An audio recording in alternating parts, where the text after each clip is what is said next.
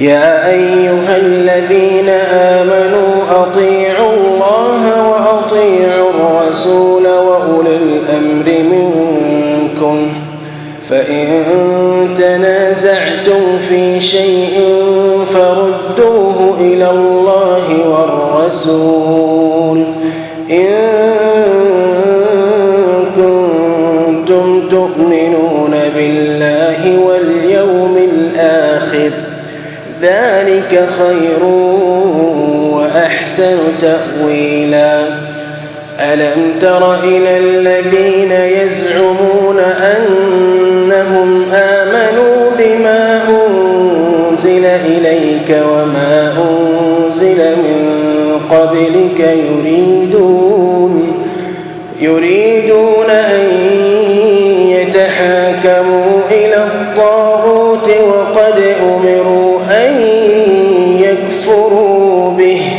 ويريد الشيطان أن يضلهم ضلالا بعيدا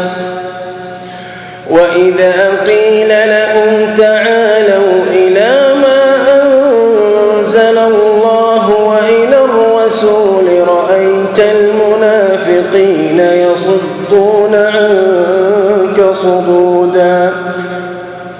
فكيف إذا أصابتهم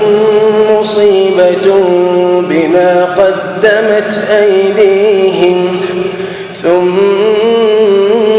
جاءوك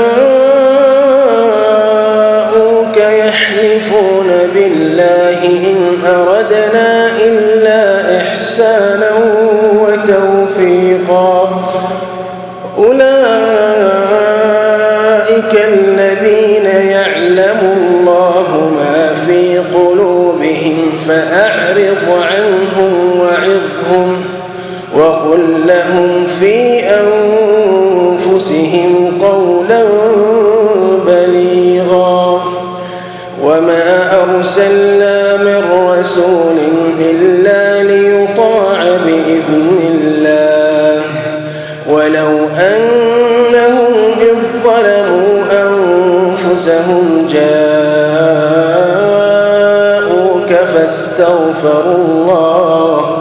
فاستغفروا الله واستغفر لهم الرسول لوجدوا الله توابا رحيما